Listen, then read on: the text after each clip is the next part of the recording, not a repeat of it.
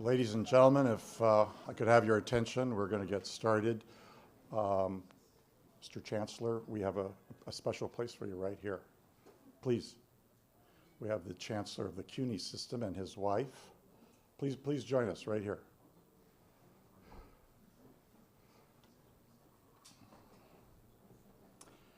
I'm Noel Lateef, President of the Foreign Policy Association, and I want to welcome you to our annual Michael Reisman Distinguished Lecture on International Law and Diplomacy. Michael is with us today, and I want to congratulate him for the impressive milestone of 50 years of teaching at Yale Law School.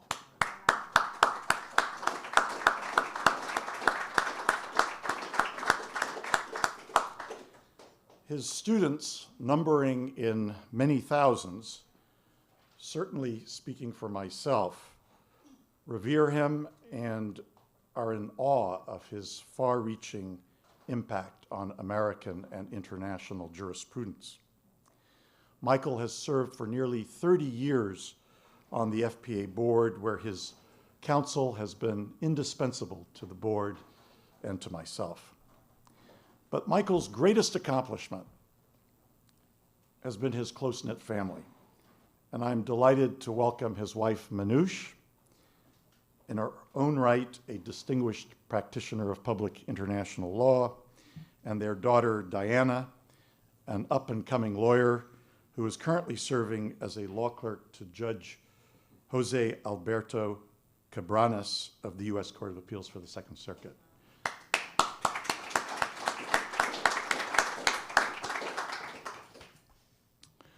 I'd like to recognize several of the diplomats who are with us today. Ambassador Maurizio Massari, Permanent Representative of Italy to the United Nations, and our highly esteemed partner in the important work of UN Security Council reform, Ambassador Massari.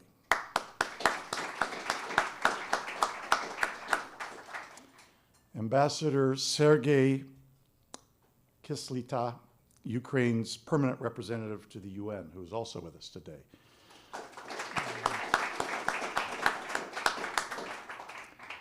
Ambassador Marco Suazo, head of UNITAR, the New York office, but I don't see him. I don't think he's arrived yet. And from the FPA side, I'd like to recognize our former chairman, Paul Ford, who is also a renowned corporate lawyer at Simpson Thacher, Paul Ford. Our director, CUNY Chancellor Felix Matos Rodriguez, who did an amazing job of moderating our global migration panel at the American Museum of Natural History last month. Bruce Weber, we have a seat for you right here. Edward Swire, who has made possible the Edward Swire Scholars Program at the Foreign Policy Association. Ed, where are you? Right there. And Charles Waite, who in his capacity as chairman of Adirondack Trust Company was very helpful to FPA during the pandemic and continues to be a very important part of the leadership of this organization. Charles. And last but not least, our fellow Bruce Weber, Dean of the Zicklin School of Business, who was decorated at our financial services dinner last month with the FBA medal. Bruce?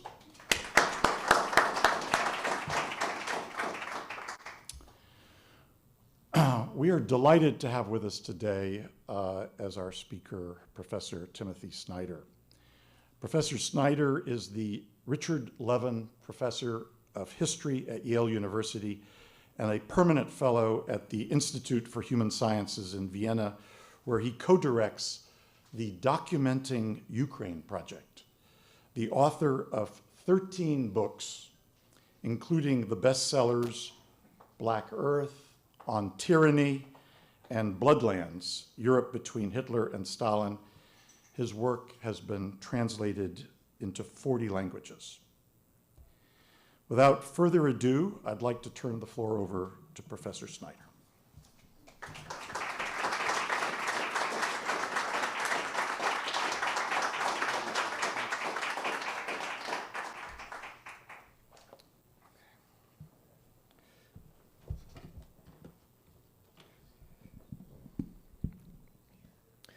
So if the university club doesn't invite you back, that will be my responsibility. I caused a brouhaha at the entrance by not dressing properly. You're very welcome. And it got me to thinking about why I'm dressing the way that I'm dressing, because it's sort of half conscious. When in September 2022, when I went to visit President Zelensky in his offices, semi-clandestine behind sandbags, he wasn't wearing a coat and tie. I knew he wasn't going to be wearing a coat and tie, and I thought, why make the man feel awkward by wearing a coat and tie? And there's also perhaps something inherently ridiculous about going into a war zone, wearing a coat and tie, although I realize that the professions of many of you call upon you to do precisely that. And then I got to thinking about the shoes, so I'm not wearing a jacket, and I got singled out for my shoes on the way in. And I realized, well, why am I wearing these shoes? These are the shoes that I bought in September 23, which was the last time I was in Ukraine, and which I wore when I was visiting recently deoccupied territories in Kherson Oblast. So I bought these shoes because they wouldn't stand out too much in a conference setting, but that I could also go to a place and be comfortable. And this, in a way, bears on the subject of my lecture, which is failures of American foreign policy during the Russo-Ukrainian war, because I think there is a sense in which we have distanced ourselves, found ways to distance ourselves from the reality. And I guess I should apologize in advance for the fact that this isn't a very Americanocentric talk. And so if I say we, that is not the us in this room we, but more of an American we. Although I also take for granted that in general, non-Americans don't mind when Americans stand up for half an hour and criticize America. So I take it that you won't think your evening has been completely poorly spent if that is what I do. So it's important, the subtitle of this lecture, American Failure, was important to me because it's, and I thank Noel and colleagues for taking it on without questioning, because I think most American policy discussions begin from the assumption that either we're doing the right thing and we've been misunderstood, or it's somebody else's fault. And I think a characteristic of being American, being this kind of late imperial moment that we're in and being American, is that that's what it feels like at the time. Our first impulse is always, well, we must be doing the right thing, maybe not fast enough, but we must be doing the right thing. Someone else must be doing the wrong thing. It feels like that, I think, inside the Biden administration right now, and I speak on the basis not just of vibes when I say that. And I think it's worth questioning that feeling, because if you look back historically at, say, the last 75 years of US foreign policy, there were several moments where it felt like we were doing the right thing. And then with just a few months or a few years, or sometimes it takes a few decades of retrospect, we realize we weren't doing the right thing at all. And I think the spring of 2024, if spring this is one of those moments. I think it's a moment where it feels as though we're doing the right thing, but we're really not doing the right thing at all. The title of my lecture is about slowness, it has to do with time and the way that time is a very important dimension in foreign policy.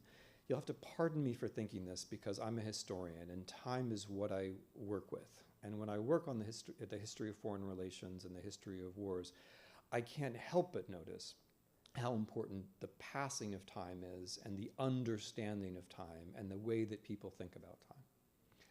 And I believe that one of the ways that we have been disarmed, rendered stupid in foreign policy, has been that we are less and less capable of thinking in time, mastering time, making time work for us. I think there's several colloquial sources of this. One is the internet, which renders life into a kind of perpetual Groundhog Day in which everything starts anew every morning, and everything that you ever thought you believed you have to prove again every day. And in that kind of timescape, it's very hard to make any sort of progress. I think another source of this kind of thinking about time is the way that history has been rendered into just a series of analogies, and sometimes instead of duration. So sometimes analogies can be helpful, but very often what I find is that people say, well, this is like that, but if this is like that, that means it's already happened, and it means we know how it's going to happen, and it means that we can't really do anything. So whenever anyone says history repeats, it not only takes a year off my life as a historian and a human being, but I also understand it as a confession of impotence. Because if history repeats, that means we're not agents in history. We're not capable of doing anything. So there are other sources of this, but my contention at the beginning is that we're losing, or we've lost an ability to think in time. And when you can't think in time, this creates very serious problems when you're trying to fight a war. So let me try to consider some of these problems. One of these problems is that we have lost track. This war has been going on for more than 2 years. And when one thinks of how Americans mark the time of the war, we try to say, okay, it's been 2 years, it's like an anniversary, it's like a birthday, it's like something, let's find something to say on this round anniversary. As opposed to, it's 2 years, how do we bring this thing to an end? How does one win? Another problem that losing track of time creates is that it works directly against the logic of warfighting. So warfighting is very much about time. Warfighting has everything to do with anticipating what the other side is going to do, getting there first. And as I'm going to conclude, warfighting has everything to do with an imagination of how you win the war. You have to be able to think in terms of the future that you are trying to shape and get to. And I think there are many reasons why Americans have difficulty speaking about victory in this war, but one of them I think is just the basic inability to think in terms of a future contingency that you're aiming for.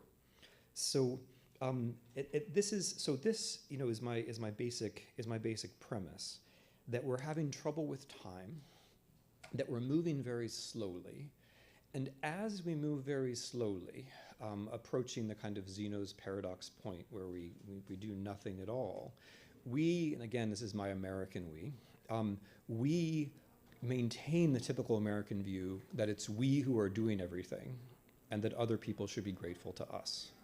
Whereas if you look at the numbers in this issue of the Ukraine war, this was barely ever true and ceased to be true, if it was true, quite a long time ago. It's been 475 days or so since Congress passed an authorization to allow any funding for Ukraine. It's been more than 6 months since President Biden asked Congress to pass legislation for Ukraine. In the meantime, the Europeans, depending on how you count, are spending more than twice what the Americans are spending. And in that statistic of which Americans are so beloved, which is per capita GDP spending on things, we really like to hit people over the head with that particular statistic, especially our fellow NATO members. If you look at the percentage of GDP which is spent supporting Ukraine, which I submit is a much less abstract and more down-to-earth and realistic measure of your commitment to security in Europe than defense spending generally.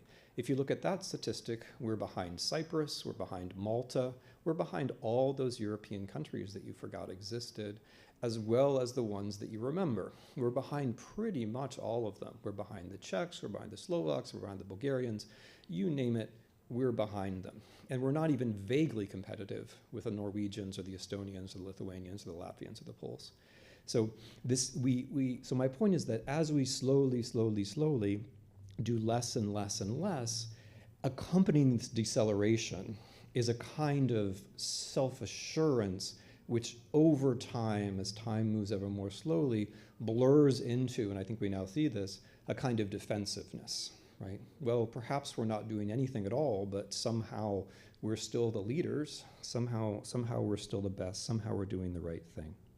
So what's the right way to think about time? It's an interesting question, and one of the things, I know there are a number of diplomats here, and one of the things that I try very hard to do when I write diplomatic history is to keep in mind the everyday difficulties that diplomats and others go through, and the way that people are pressured by time, and the way that there are many things coming in at once, and how from a distance that can all seem very abstract.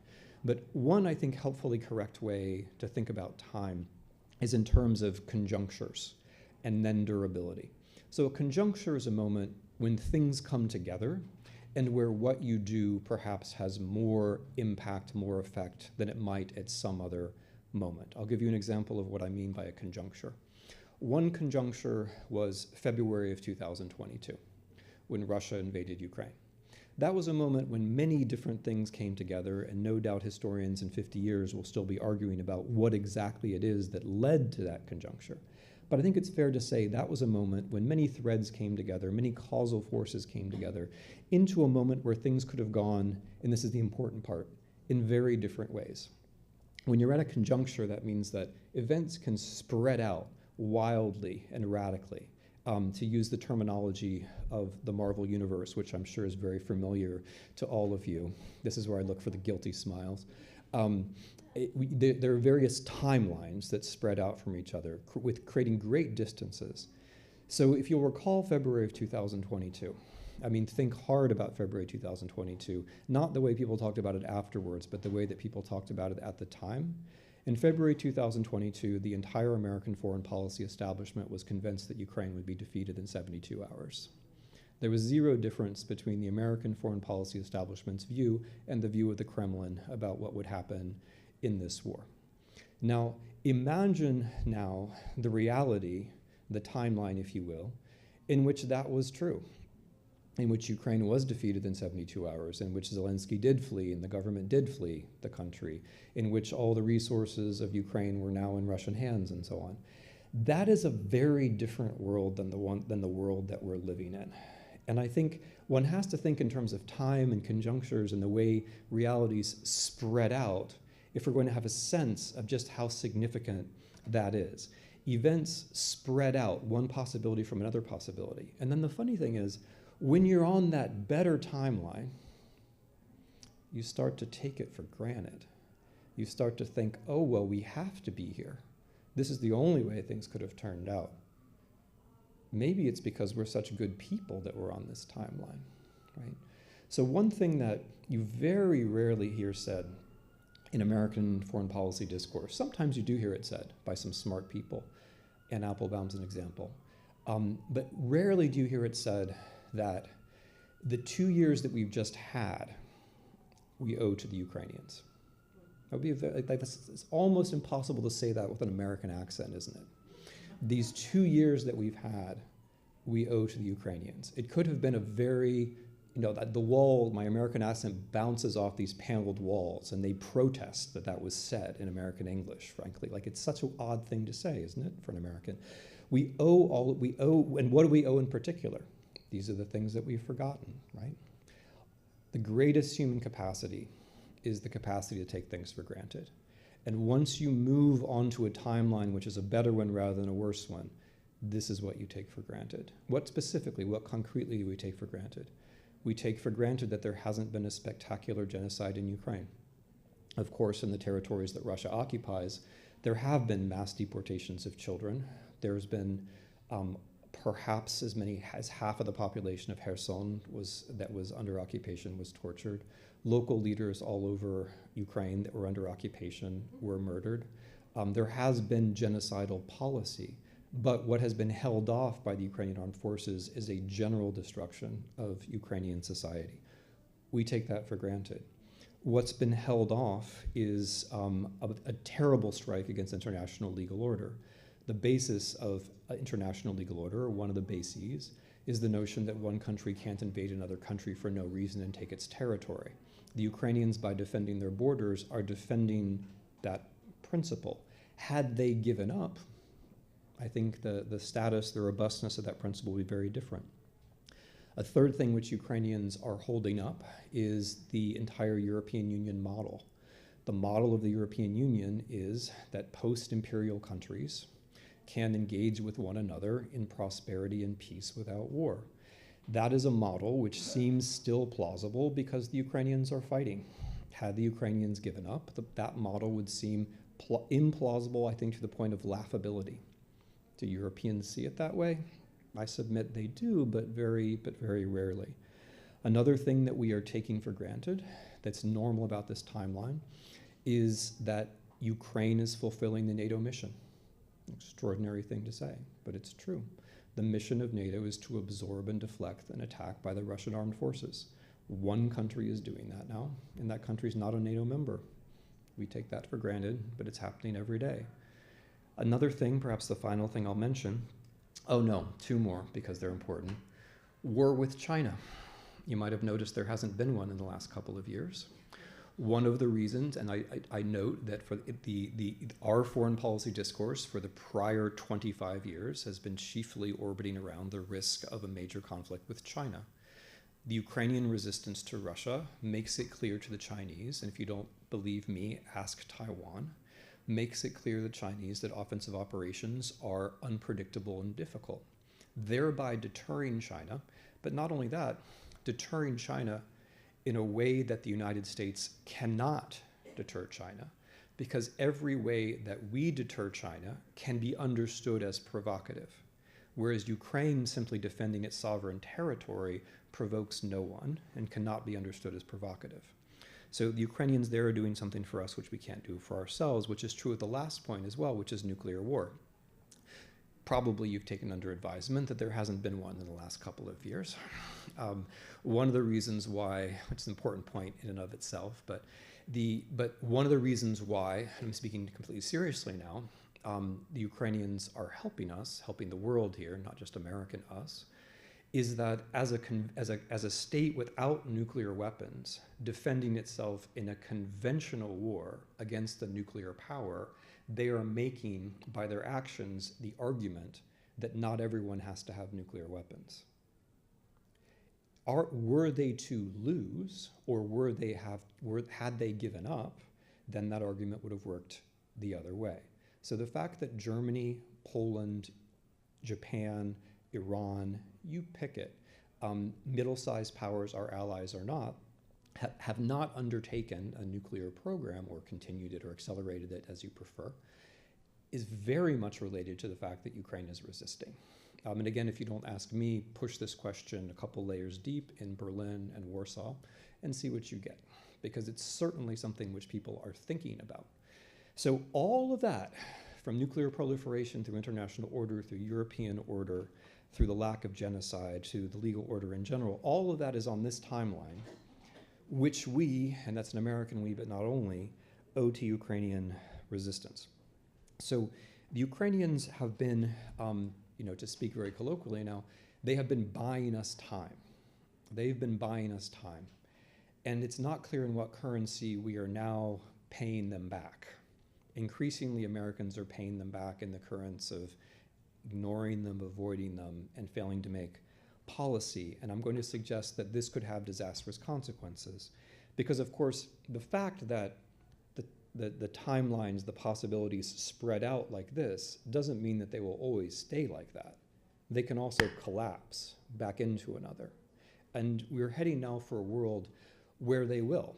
And it's a world that we, that's my American we, although there are plenty of other culprits, but I think the United States is actually the most important variable here. It's a world that we, by way of our slowness, have created. We have created a world in which we could hit another conjuncture, a conjuncture in which things look very different in Ukraine. To be clear, a conjuncture in which the front collapses in Ukraine, a conjuncture in which Ukraine loses this war, and a conjuncture in which all of the things, I'm sorry to say that in the presence of Ambassador Kyslytsya, but a conjuncture in which Ukraine loses the war, and a conjuncture in which all of these things which I've enumerated flip. And instead of not having all of those things, we suddenly have all of those things. And then we ask ourselves, how did we get to that world? How did we get to that world? And the answer is what we did or didn't do in 2023 and 2024. The answer is what we're not doing right now. So why do I speak of such a conjuncture? If you haven't been following the news, I'm sure most of you had, Russia is preparing now for a major offensive in Ukraine. It's using tear gas on dugout Ukrainian positions up and down the line, trying to dig Ukrainian soldiers out so they can be killed in preparation for an offensive. They are using glide bombs massively on Ukrainian lines as well as on Ukrainian cities. They've begun a program of the destruction of the city of Kharkiv, which is the second largest city in Ukraine, seeking to do to Kharkiv what they did before to Aleppo, and to Mariupol, and to Grozny. This is all happening right now. And it's happening at a time when the Ukrainians are very short on anti-aircraft munitions and short on artillery, short on precisely the things which the West should be able to provide them. So why do I speak of this now? Why do I speak of the Americans as the variable? Because what Russia is going to do is predictable. They have been telling us over and over again, they're fighting a war to destroy Ukrainian society and the Ukrainian state. Their behavior is predictable. Ukrainian behavior is also fairly predictable. Ukrainians say over and over again, we're going to try to defend our territorial integrity and we're going to fight on despite the various difficulties, including the ones that you, the Americans, cause for us. We will continue to fight. The least predictable player, major player, is the United States of America. We are the source of most of the unpredictability in this war. We're the source of most of the contingency, and it's our actions, unexpected, sometimes even to ourselves, which have created conditions where this war could actually take a rather fatal turn. So let me examine that in a little bit of detail, and then I'll make one conclusion, and then we can talk. So let's look at the three branches of government. The first branch of government, of course, is social media. So, how has social media behaved in this war, and how has it led us to where we are? This is a war in which the Ukrainians have, as well as one can from a position like theirs, used social media quite well, and they continue to do so, and I would want to give them credit for that. Nevertheless, social media in general is not good at maintaining attention spans. It's not good at focusing people's attention on the medium or long-term trends that are essential for understanding war making. And Twitter in particular is now owned by a pro-Putinist who, not only by way of how he manipulates the algorithms, but also by his personal interventions, moves the conversation very much in a Putinist direction. So that's social media summarizing very briefly. Oh, but there's one more important point, which leads us to another branch of government. In September 2022, as I'm sure some of you will have noted at the time, Elon Musk personally took the decision to cut off the Ukrainian armed forces from Starlink at a time when they were on the offensive and on their way towards the Black Sea. In a moment, by the way, which was probably the best hope for ending the war, the owner of a big social media company took a decision on his own, for reasons of his own, which were a huge miscalculation based upon I'm not sure what, but in any event made the decision to cut off Ukrainian forces from their own communications, thereby changing the course of the war and deliberately changing the course of the war. Okay, so that's the first branch of government. Second branch of government, the executive. So if we follow the way the executive has treated this war, the executive branch, to its great credit, correctly predicted what was going to happen. That in an unprecedented way, it released intelligence, which almost to the day correctly anticipated when Russia was going to invade Ukraine. And that should be, and they used that, and also the Biden administration, I think with great intelligence and subtlety, said at the time, this is coming and we can't handle it on our own, which was the correct, I think, approach and led to a renewal of Euro-American cooperation, which I think was very promising. The error, though, comes in, and this now you can get from memoir material of people who were involved in the time. The error that comes in is the notion that it's our job to get the prediction right. And then, of course, if we get the prediction right, then what we have to do is stop the Russians from invading. And that was the policy. The policy was to stop the Russians from invading. But there was not any discussion, or very little, and I say this with some assurance, at the time about how you then help Ukraine when Russia invades. So you move from, so you're right about Russia invading, and you take the credit for that. And then when Russia does invade, the policy was to be on the right side. And that may sound nice. I mean, it's better to be on the right side than to be on the wrong side, of course. But and I remember this vividly from the time because I was having discussions about this at the time, which were sometimes very vivid discussions. Being on the right side is not at all the same thing as thinking about what it takes to win a war. And by March of 2022, it was clear that Ukraine could win.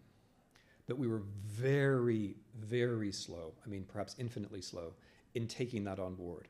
And that there was a moment of great fluidity from spring to fall of 2022 where Russians knew that they could lose and Ukrainians had a notion that they could win, but pretty much nobody inside the Beltway was using that vocabulary either way, either that Russia could lose or that Ukraine could win. And in this way, and there are reasons for this, of course, which one could get, which I'll leave for Q&A, but in this way, we spent the 6 months when the war was much easier to win. I think it's very much still winnable, but the time that it was most winnable was late summer and fall of 2022. So what we did was, during that time, we followed the rhythm of Russian propaganda. We listened to, we waited for each wave of Russian propaganda, took it in, thought about how we were going to react to it, had discussions which were woefully public and painfully leaked about how we were dealing with various kinds of Russian propaganda. We trotted out American weapon systems after having, again, weirdly public and massively leaked conversations about each weapon system. We gave the weapon systems to Ukraine in symbolic qualities. I'm going to emphasize that, not in war-winning quantities in general, but in symbolic qualities. Qualities, of course, with air defense that made a real difference in people's lives, but when it comes to things like long-distance fires, symbolic qualities. We gave them HIMARS in the wrong order of magnitude. 10 to 20 is the wrong order of magnitude, 100 to 200, and this war would perhaps be over. But the symbolic word is very important because we, and the executive branch did this, but the press is maybe the main culprit here. We talked about Western weapons as though they were somehow superpowered. And so thereby, if we give a 10, 15 Bradley fighting vehicles, we're somehow doing something stupendous, right? We're bringing the Avengers onto the scene, and like everything's going to be radically transformed by this action. And I don't mean to be critical of these systems. Some of these systems have been incredibly helpful. HIMARS is a good example of this. And some of them are great. I mean, a lot of the stuff which is off the shelf and which we're about to bury and pay to be destroyed would have a war-winning consequence if we actually sent it to Ukraine. My point, though, is that we treated our own weapon systems with a kind of religious reverence. And like, are we going to send tanks? How many tanks? And then sending 1 tank or 10 tanks was thought to have some kind of very meaningful consequence when it came to an offensive in the early summer of 2023. We talked ourselves into a notion that we in the West are magicians when it comes to our weapon systems, and that a small quantity of them is going to make a big kind of difference. And then once we've given a small quantity, and as I say, when it comes to tanks and Bradley fighting vehicles, those are good examples of symbolic quantities, we then imagine that it's going to make a huge difference. And then when it doesn't, we think, well, the Ukrainians must be doing something wrong. And we don't return to the discussion to say, well, how about 200 HIMARS? Which of course that's the immediate lesson. I remember when we first gave the 10 or 12 or whatever it is, then optimistically minded Western analysts said this is just proof of concept. And of course, after the Ukrainians showed they can use these 10, then we'll give them 200. This can't be the whole thing because that would be ridiculous. And to be clear, it was. So that's the executive branch. And so now we've got ourselves, it's now 2 years into the war, and it's not clear how the executive branch thinks this is going to end, at least to me. The legislative branch, so I've already mentioned the last time we authorized funds for Ukraine was, a long time ago, most of the war ago. Not this year, not last year, at the end of the year before that was the last time Congress passed a bill to authorize funds, which of course, in fairness to the executive branch, makes things harder for the executive branch. I don't want to deny that. But part of the way that the executive and legislative branch interact is that By not winning the war in 2022, the Biden administration opened up the possibility that it would be dealing with a very different Congress afterwards. It may seem a far-flung analogy, but if you consider the two halves of the Obama administration, it's very much the same way. The things that didn't get done in the first half weren't going to get done in the second half. And we're now facing a similar logic in foreign affairs. And of course, within the Republican Party, which now has a very slim majority in the House, there are many people who have a very sound and righteous sense of U.S. interests in Ukraine, but there is also a determined and ever better organized Putinist fraction. And one of the things which allowing time to pass has happened has been to allow that fraction to get its orders clear and to get itself organized and to find ways to make things go very slowly. And the presidential campaign feeds into that. By allowing time to pass, you move into a world where the presidential campaign looms large, and what one of the presidential candidates, Donald Trump, says looms very large indeed in what happens in the House of Representatives. So now we're at a point where it's very easy for the Speaker of the House to take the slowness that we already have and to manufacture it at scale, to make it seem normal, to move it into a kind of Kafkaesque grotesquerie, which is what we've had for the last 6 months, when sure, we'll pass a law about Ukraine as soon as you attach it to the border. Oh, you've attached it to the border, and now we need to have a separate vote on Ukraine. Oh, we have a separate vote on Ukraine. No, you have to attach it to the border, right? And each time this happens, the press treats it as though there's some kind of source for hope. I'm skeptical. So if we look at these three branches of government, the tech branch, the executive branch, and the legislative branch, I think this confirms what I'm trying to say is that we have created a conjuncture. When you're slow, you don't feel like you're doing much of anything, but maybe you are. When you're slow, you lose your sense of responsibility because you're not in on the things that are happening that matter. And when you're slow, one of the things you get better at is making excuses. And you also increasingly are hard to reach by other people, which is something that I notice as I try to mediate between Ukrainians and Americans in these conversations. I don't mean to be, express this as pathos, but it is really very different to be in Ukraine and see your best people getting killed day after day than it is to be in Washington and say, okay, well, of course it's normal to have a vacation at this time of year, and this is what Congress always does. That difference can lead to a point where it's very hard for them to communicate with us, but it's also very hard for us to listen. Insofar as we treat our slowness as normal, then the way that Ukrainians live day after day after day starts to seem abnormal and therefore incomprehensible and therefore something that we just prefer to screen out. And I think that process has gone pretty far. And it's a shame that that process has gone as far as it has, because now we are contributing. As I say, we Americans are the major variable here. The Ukrainians and the Russians are much closer to constants. We're the major variable, and we've created, I think we are creating this conjuncture where it can all collapse again. And we'll be very, as I say, we'll be very surprised when it does. It won't occur to us that this is our fault. How can it be our fault for doing nothing or next to nothing? But that's exactly why it will be our fault. And to repeat, this is where I'm going to close, if we do reach another conjuncture, and if this timeline collapses back into that timeline, we will lose very much indeed, and we will lose it very quickly. There will be something like genocide in Ukraine. There will be a terrible blow to the international legal order if this invasion succeeds. The model of the European Union will be seriously challenged, if not completely undermined. Ukraine will no longer be fulfilling the NATO mission, which raises the question of who will fulfill it. And we can look forward to nuclear proliferation and a seriously increased chance of a war in East Asia. But that's not all. The other thing which will be compromised to the point of collapse will be American reputation. Because even if we convince ourselves that Ukraine is not important because we're not really paying attention to it, I can assure you, and this, I'm sure many of you have had these conversations as well, but pretty much everybody around the world, whatever their stand towards the United States might be, looks upon Ukraine as an incredibly easy test for us. Incredibly easy because we don't have to send soldiers. Incredibly easy because the amount of money concerned is frankly invisible. Incredibly easy because ideologically it's exactly the case that we keep saying we care about, a democracy which is directly threatened.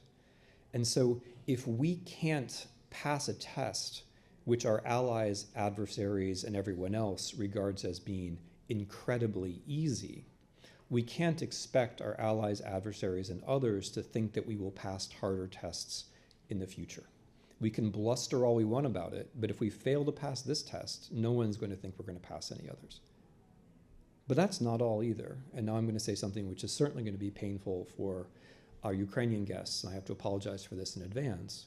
But if Ukraine loses, that doesn't mean that Ukraine disappears.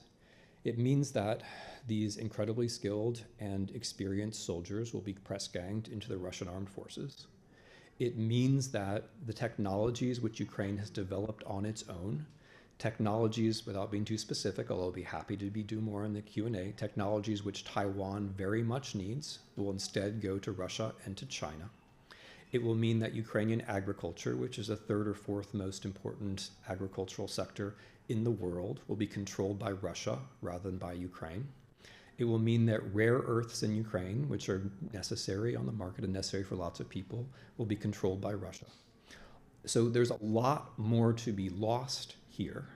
It's not a country which will disappear. It's a country which will then, whose resources, including its human resources, will then be pushed, pulled, forced in another direction. And then it will be that Russia that one has to deal with.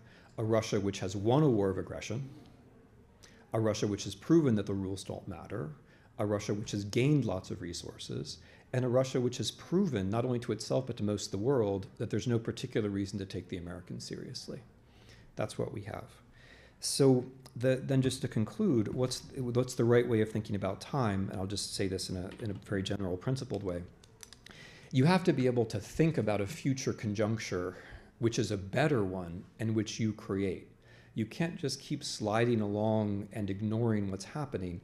You have to think, what does a victory look like? How do you get to that victory? And what are the things that we need to do in order to get to that victory? And that thinking in those terms about time is, I'm afraid, what's missing, but also what's necessary. Thank you very much.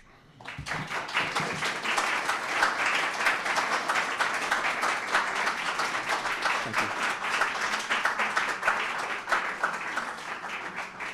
Thanks.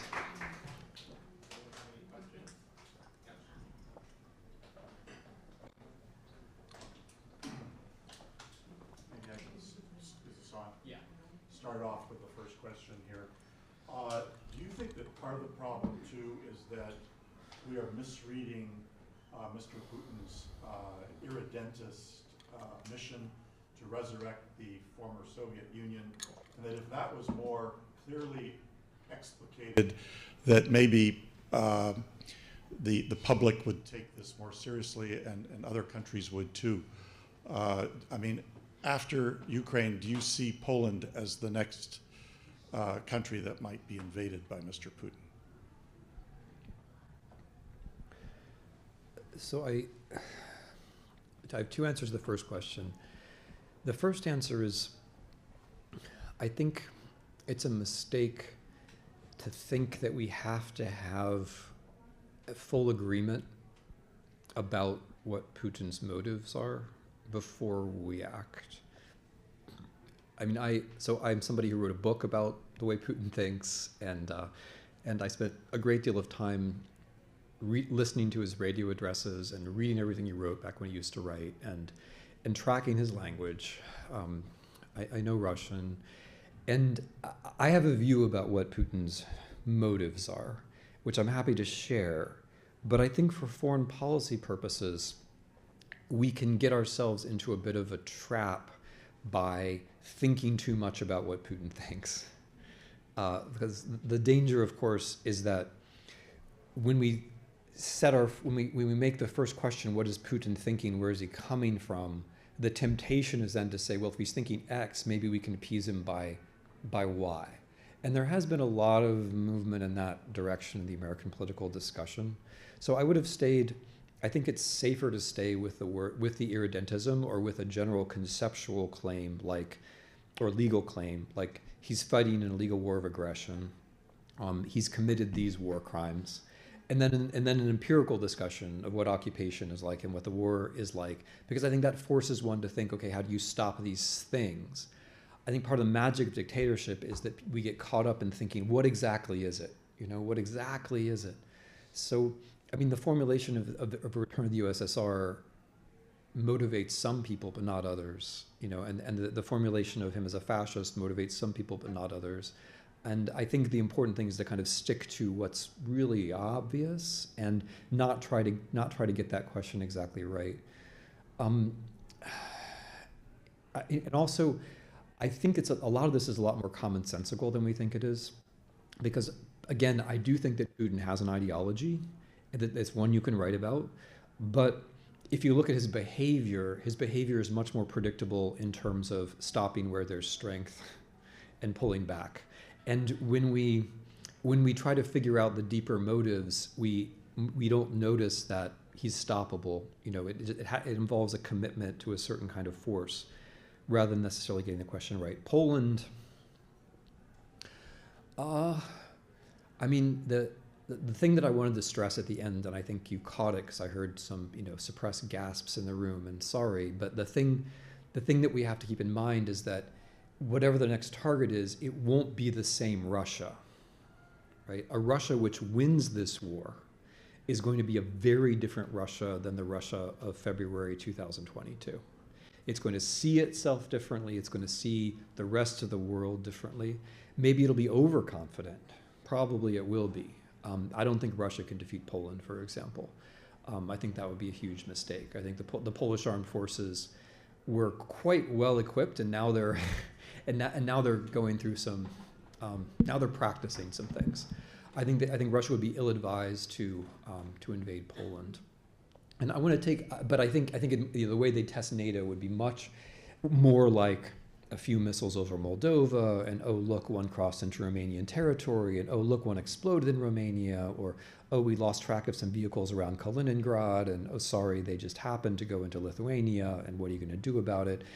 Probe, wait till the Americans lose focus, and then, you know, I think much more likely a Baltic state or Moldova than Poland, first of all. But I want to stress the point, which is, I'm afraid, a very old-fashioned point about power politics, which is that if we let Russia control Ukraine, that's a different Russia.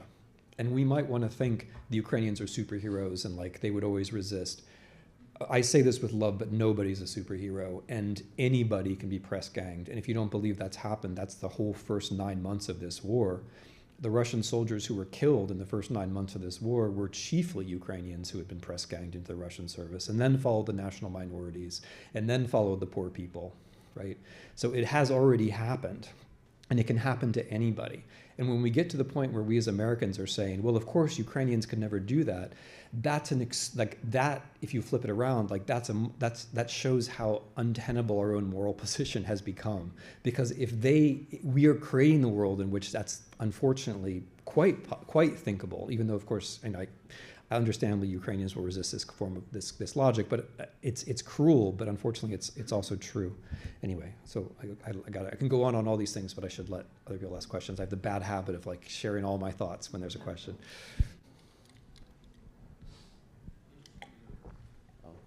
Good evening. Thank you. It was a fantastic lecture you delivered today. I want to ask you, a few times you use a term, Ukraine wins or Russia wins. What is your definition of victory? Mm-hmm. What victory you are talking about? Yeah, I love this question because we're in this. I think we're in this incredible moment in the culture where everyone is like, "Wow, has anyone ever won a war? Has that ever happened?" I find it stupefying because people people win and lose wars all the time. Like, it's not a big bulletin to point out that the United States has lost a whole series of wars since 1945. Okay, some people did sort of sit up, so maybe it is a bulletin to some people. The Soviet Union had lost a whole series of wars. The Russian Empire lost a whole bunch of wars. Since 1945, the larger country has generally lost to the smaller country since 1945. The imperial country has generally lost to the post-imperial country. In general, not always, but that is the rule. And in those wars, there were winners and losers. When France had to leave Algeria, it lost. When the United States had to leave Vietnam, it lost. The imperial powers don't usually characterize their losses as losses right away, but they did lose. And what a victory, and so slightly the trap, and I don't know how exactly you meant this question, so you should feel to follow up, but the trap in this question is people want me to say, Ukraine wins when, you know, this unit enters this neighborhood of occupied Mariupol and, you know, and then does this tactic. That's not I mean, there are certain basic strategic things that would have to happen for Ukrainian victory, like the bridge, the Kerch bridge obviously has to be down. That's like military history 101, and it's like unthinkable that that bridge is still there. Like that's the greatest sign of the strategic decadence that I've been talking about, is that that bridge is still there. It makes zero sense. Wars are fought fundamentally as economics and logistics, and having that bridge up just makes zero sense. The Kerch, I'll come back to your question. I just have to finish this little excursus here. But the significance of what we now call the Kerch Straits has been obvious to everyone in the region for 2,500 years. It's in the Greek sources. It's like all the way through. Everyone knows you have to control those straits. The Red Army, the Wehrmacht in the Second World War, it's strategic. It's military history 101. And the fact that that's not obvious to people who talk about this war in what they believe to be a serious way, I find incredibly striking. So anyway, what I'm trying to say is that there are some basic operational things which would have to happen, for example, for Ukraine to win, and the bridge going down is one of them. But in general, my definition of victory and defeat is Clausewitz. It's Clausewitzian, that you win a war when the other side's political system can't take it anymore, and you lose a war when your political system can't take it anymore. That's how wars are won and lost. It's not pushing the pieces around on the board. Ukraine winning is not the same thing as Ukrainian soldiers literally driving out every Russian soldier. That's not how historically wars are won and lost. It's something happens in Russia that this system can no longer take. And Russia, by the way, won't win this war when you have Russian soldiers ordering coffee in Lviv. It will win this war when the Ukrainian political system can no longer take it. Now, I would rather be the Ukrainian political system than the Russian one. I think the Ukrainian one's more robust. But either one can collapse or no longer sustain a war, and that's when the other side wins. So that's what I mean by victory.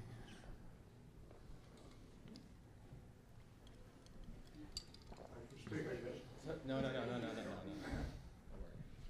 Given the importance of time that you stress, do you believe with Mearsheimer that we've already lost the war, or is there still time to win the war?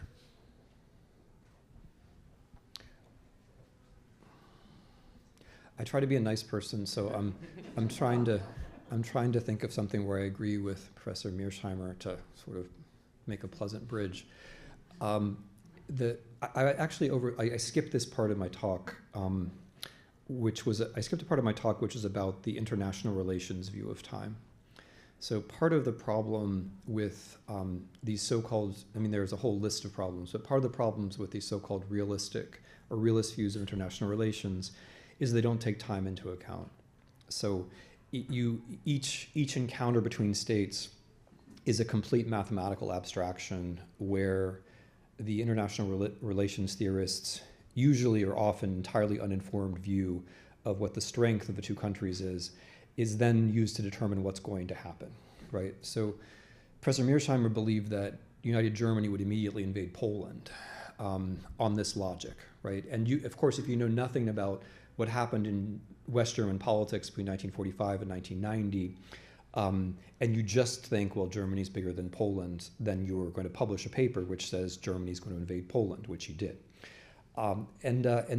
So the abstractions take you away from the very important things like domestic politics and morale and allies and the overall, what the Soviets used to call correlation of forces. So, I mean, Professor Mearsheimer saying that we've already lost would confirm what he said at the beginning, which is that Ukraine never could win. So if Ukraine never could win, then it better have lost by now, right? But I would point out that since Professor Mearsheimer's view from the beginning was that Ukraine never could win, he's been kind of proven wrong every day since the fourth day of the war. So no, I don't think we've already lost. I frankly think that's ridiculous. The variable though, as I've been trying to this talk to restore American agency. Like that's what I've been trying to do, because in my experience talking to fellow Americans, not all of them, there are some great people working incredibly hard on these things, but in general there's this sense that we can just kind of drift along and maybe it will turn out or maybe it won't, who knows really, but there's no reason to hurry. It's not somehow about us. And you can say that, like in any relationship, you know, a marriage, a friendship, whatever, at any point you can say it's not really about me. But the moment you say it's not about you, you're taking an action which affects the other person and which is going to change the relationship, right? Not to get too personal about it, but, you know, if you're in a marriage and you say, well, it's all, you know, it's not about me, what is it? That's not going to be much of a marriage the next hour, day, week, whatever. And in international relations, it's much the same thing. I mean, we can say the Ukraine war is not about us. We can say that, but if we say that, we are changing the world, right? We're changing the world. So we are the weak ones. We're the weak link in all this, and we're mainly the weak link psychologically. And this is like spectacular irony I find for the realists, because I think the realists are actually taking part in something which disproves their own theory, because the United States, in terms of its objective power position, is better now than it was at the end of the Cold War. We're not, in most respects, in some kind of multipolar world the way that the Russians want us to be in. In terms of most of the objective ways that people measure power, the United States is in a dominant position now. But we don't talk that way about ourselves.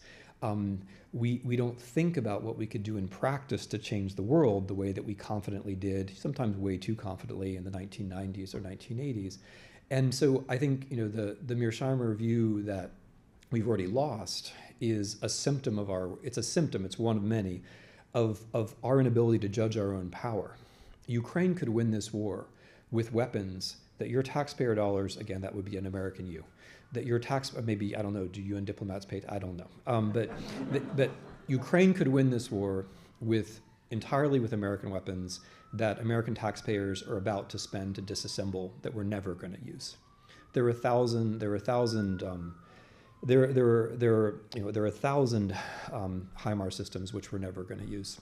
We're not going to use them, but the Defense Department protocols are such that your taxpayer dollars are going to be spent taking them apart and throwing them away, the components individually, rather than giving them to Ukraine. That is not a measure of objective American power. The objective American power is those systems in the warehouses. That's the objective power. But subjectively, we're choosing not to do that. We're choosing not. And why? And so, like, putting away, I mean, the IR realist school now, which you can tell I don't think much of, there's a really interesting question about why it is that we get caught up in the conversations that we get caught up in, and how it is that our adversaries so easily find the psychological and institutional choke points, which they do, right? So much of my talk, I mean, I've been trying, I mean, I generally, by the way, think the Biden administration has done some incredibly successful things. But I've tried in this talk to sort of share the blame of what's going on, and to show how the executive branch mistakes allowed the legislature's mistakes to then happen. But the fact that we didn't think we could do it in 2022 is one of the reasons why we are where we are. And we could have done it in 2022, and we still could do it. So to answer your question, yeah, the Ukrainians can certainly win this war. I mean, just to take a step back, the economic power of Ukraine's allies is 250 times that of Ukraine, 250 times. So in that coalition, an invisible fraction of the power of its allies should allow Ukraine to turn the war, assuming that you think the war is close, which it is. I'm talking, when I say allies, I mean NATO. The NATO economies conservatively estimated are 25 times bigger than Russia. So we're in different orders of magnitude. It's a political decision not to have done more, and the political decision comes from these psychological and institutional choke points. So sorry, just to finish the sentence I started, so much of what I'm talking about just has to do with our Baroque parliamentary rules, which understandably no one else understands because no one else is living in the 18th century. Yeah, I think that's right, because Putin's living in the 9th. So no one else is living in the 18th, or he's living in his version of the 9th, I should say, which actually never happened at all the way he thinks it did. We have Baroque parliamentary rules, and we have the ability of one parliamentarian to stop a vote, and so then all you need is to have the Trumpian pressure applied to that Speaker of the House, and the Trumpian pressure is, of course, largely coming from a foreign country in its source, and then we're unable to pass a law, right? Despite the objective strength. And so in that condition with these institutional weaknesses, I think it's very important that you don't let the institutional weaknesses tell you what's objectively possible, right? The Ukrainians could win this war were we to help them. If we're going to help them, we have to decide that they need to win, which means we have to think of ways to get them the stuff they need, as opposed to saying, oh, well, it's stopped up with Congress. And then you start telling yourself the story about how it had to be that the Ukrainians are losing. And this is what I really worry about. Like we have really, really, really let them down. I mean, to an extent which is only palpable if you go there and back. We have really let them down in terms of the contrast between what we said and what we've done. And we have set up a situation in which they are dying when they don't have to die, and they're losing land when they shouldn't be losing land, and losing limbs when they shouldn't be losing limbs, and losing territory they shouldn't be losing because of us. And what I worry about is that when that starts happening, we'll take the next step and say, well, of course Ukraine could never have won this. Of course they couldn't have. And that's the moral, psychological cover-up for our own inaction. This is where we're teetering. This is why I call it a conjuncture. Because maybe we will pass Ukraine aid. Maybe the executive branch will find workarounds. Maybe Ukraine will do well this year. I think they should, objectively. But not if we talk ourselves into the notion that we've already lost. If we talk ourselves into that, then we're not going. Then we won't think about what we could be doing.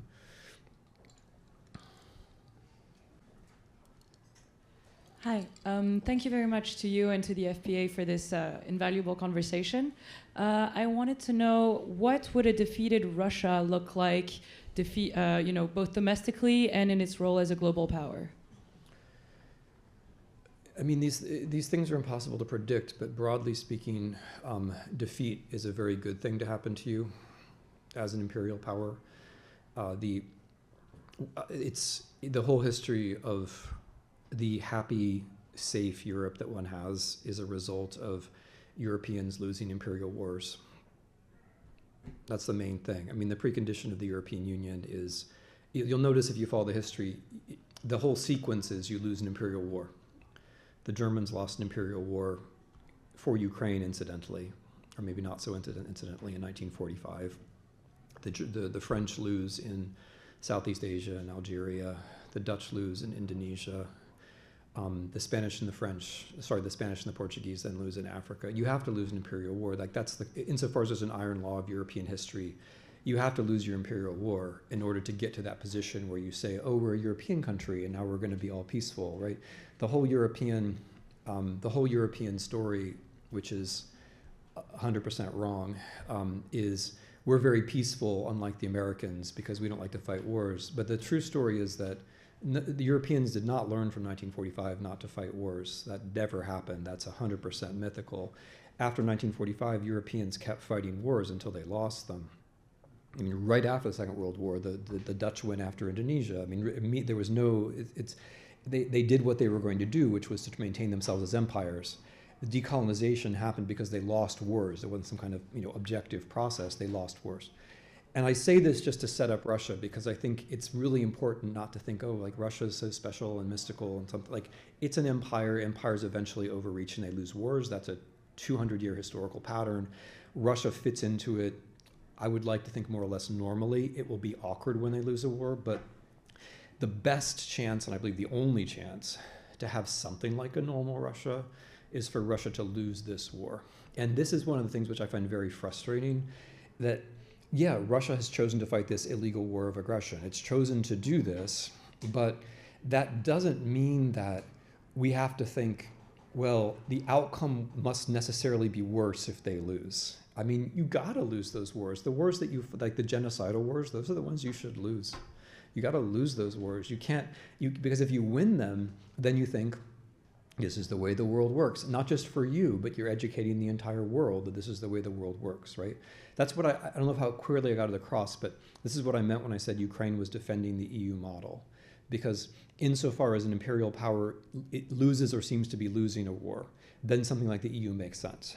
But the Russian foreign ministry, whatever this means, is explicitly committed to the idea that the EU is an artificial temporary creation, that all that really matters is empire, and that it's right, good, and normal for them to be returning us all to a world of empire. And when I say that, by the way, I'm not saying that the Russians are the only ones who engage in imperialist behavior, just to be clear. So in general, I think empires have to lose, and I think we have to not be so incredibly sensitive to the things that are going to happen in Russia. This is my second point. When the regime changes in Russia, it's going to look really weird to a lot of people. But it's not going to look weird inside Russia. So like Prigozhin, things that we forget, but like Prigozhin marching on Moscow, it's going to look something like that. And like when Prigozhin marches on Moscow and like he lands in a city and everybody welcomes him and like then goes to the store and buys stuff like nothing happened, it's going to be like that. It's going to be uncanny. It's going to look weird from the outside, but it's going to feel normal to Russians. And this is one of the things I think is very important, that like both with respect to Ukraine and with respect to Russia, we have to accept that these people have their own agency and sometimes their own way of doing things, and their own way of doing things may seem odd to us. And in fact, I can guarantee that like the next regime change in Russia, it's going to be odd. Like it's going to be odd. There's going to be something that seems strange about it, but that doesn't mean that it isn't going to work in some kind of way which Russians themselves are able to accept. And then the third point, so there's the empire point, there's the let's not try. So this is a very important point for Americans too, because one of the ways we express, I think, our conceit is the notion that, well, something that we could do might make Russia normal, which is like the great fantasy of the 1990s, right? Like that there's something there are things we could have done better in the 90s and things we could have done better since, but our policy has generally been to leap over Ukraine and then to imagine that there's some way that we can get Russia to look like we want Russia to look. But there isn't a moment where that's ever worked. There isn't a moment since 1991 where we have been able to reach in and say, okay, well, Yeltsin, don't bomb that parliament, or Putin, don't, destroy that Chechnya. There isn't a moment where we've done that. And I think that's a lesson that we should learn, that whether Russia invaded Ukraine was not up to us, and what happened in the aftermath also not up to us, not just in the moral sense, but also in a practical sense. It's unlikely that we're going to be able to affect it very much. And so if we can't affect it very much, it shouldn't be the thing that is guiding, or because you shouldn't guide yourself into a place where you know you're going to be impotent. And so if we design our policy around like trying to be sure that what happens in Russia is going to be a normal democratic regime change or something, you're then aiming for a place which you're never going to reach because it doesn't really exist. And so like that's like, we want Eastern Europe to be, I'm simplifying a little bit, but we want Eastern Europe to be Russia, and then we want Russia to be its leader, and then we want to think, okay, we can do something about that. Whereas I think 30 years have shown that the most effective US policy to Russia is an effective US policy to Ukraine. That is the one way that we've actually been able to do something, is by aiming for a smaller country which is more sympathetic to us, where things have an indirect effect on Russia. So if we want a democratic Russia, then we have to have a democratic Ukraine. I mean, I'm not saying it will definitely be one in Russia if there's a democratic Ukraine, but if autocratic Russia destroys democratic Ukraine, there is not going to be a democratic Russia anytime soon. There has to, and this is one of the reasons why Putin finds, going back to Noel's very first question, one of the reasons why Russia finds Ukraine so irritating, or Putin does, is that it is a more or less functioning rule of law, civil society, democratic type thing. And that sort of thing is inimical to his way of guarding power. Then the third thing, I'm just going to point out that Russia, I've said this before, but Russia's lost a lot of wars. Like, I assume that we're all pretty calm about Russia's defeat in 1856 in the Crimean War, right? We've all come to terms with that, right? We've all come to terms with Russia losing to Japan, 1905. That was okay, right? We're fine with that. Russia, Soviet Union lost Afghanistan in 1979. I doubt that keeps anybody up at night, right? Big powers lose wars, it happens, and then they have to deal with it. But in all of those cases, I'm also going to point out, those three cases anyway, Afghanistan, Crimea, Russo-Japanese War, it led to periods of reform in all three cases. In all three cases, it opened up possibilities which wouldn't have been there otherwise. We have time for one more question. I have two short questions. Number one, on your historical context, do you think there is any appetite in Washington or in the U.S. generally to go back to Ukrainian history since 1990, such as the Gore-Kuchma Commission, where they literally melted down missile silos in order to accept American promises of HEP, and the USAID was the third largest budget after Israel and Egypt at that point. And I wonder whether that history should help in any way toward the future. And secondly, a small question on should we give them more air power? The second one's really easy. Yeah, of course we should give them much more air power. I worry that with the F-16s, which let's remember is, that's like a retro technology, the F-16s. The F-16s were like, the next generation warfare when I was born. I'm not quite as old as I look. But we have moved on. We have moved on from there. When we give airplanes to other allies, they're not F-16s. I worry that F-16s, from a U.S. point of view, have kind of fallen into this symbolic range where it's not very many and it's certainly not very quickly. I hope to be proven wrong. I hope that we have some third-party agreements where we'll be giving more. But yeah, we should have given them much more air power. They have a sovereign right to control their airspace. It's sad and ridiculous that these Russian planes can take off over and over again from these bases, get close to the border of Ukraine, launch missiles, kill people, fly back safely. That shouldn't be happening, and we could very easily prevent it with air power, but also with more Patriots. I'm not sure if I've mentioned this, but Patriots are another good example of. It's meaningful. I don't mean to say it's not meaningful. I go to Kyiv is safe because of the Patriots largely, but if there were more Patriots, more Ukrainians would be safe, more cities would be safe. We give them a very low number of Patriots, and if we gave them more, they could protect more cities better and also keep Russian planes further away from their own borders. And they have every sovereign right to protect their own airspace, and I really wish we'd move faster on this question, and also thought more creatively about other air systems which are out there and which are in the category of things that are obsolescing, and we're just going to bury them in the ground anyway. We might as well give them to Ukraine. First question, the Ukrainians look back almost to a person. They look back with great anger at nuclear disarmament because they think, and unfortunately one has to admit here that they're right, they think that in a different world where they'd kept their nuclear weapons, established control over them, which surely in 20 years they would have figured out how to do. That was a joke. They could do it much more quickly than that.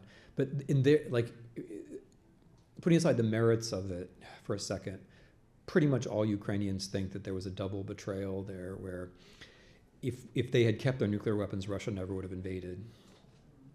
And, as you say, that in exchange for that, we didn't give them anything which was going to end up protecting their territory. And they're quite disappointed in us. It's a minor thing, but they're disappointed that we don't bring up the Budapest Memorandum more often than we do.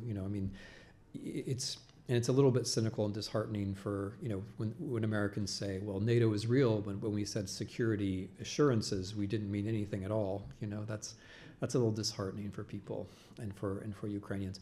But the reason why it's hard to go back to that history is because there's now such a strong, and it's one of the many things that Ukrainians suppress when they talk to us in general, but it's such a strong view that if they had been able to keep those nuclear weapons, none of this would have happened. And in a country where, at this point, I think it's almost literally true to say everybody has lost someone. The idea that this war could have been deterred in its entirety is so attractive. I want to make another point about the history of the last 30 years, and maybe close on it. And the last 20 of those 30 years have been internationally a period of the decline of democracy around the world.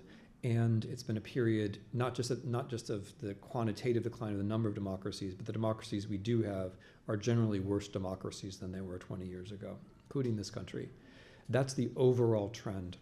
And one of the reasons why Ukraine is so important and worthy of our attention is that it's a rare example. There are a handful of others, but it's a rare example of a country where in the last 20 years, things have generally gotten better. They've been bucking the trend. Since the 1990s, since the Kuchma administration, with many fits and starts and with some very awkward moments, but in general, the story in Ukraine has been civil society moving the state towards less oligarchy and more rule of law. And that's a trajectory which is very valuable, right?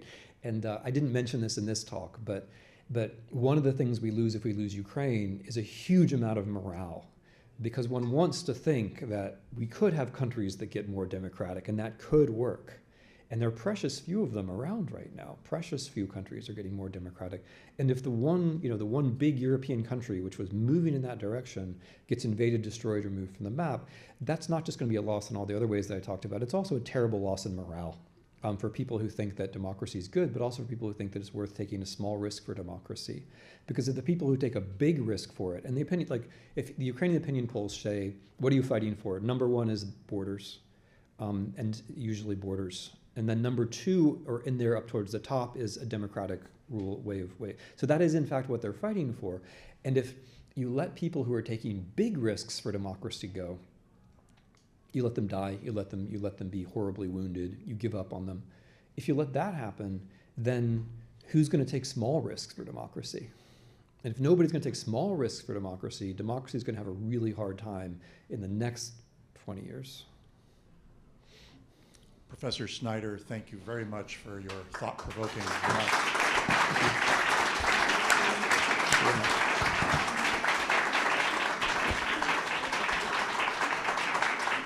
Thank you very much.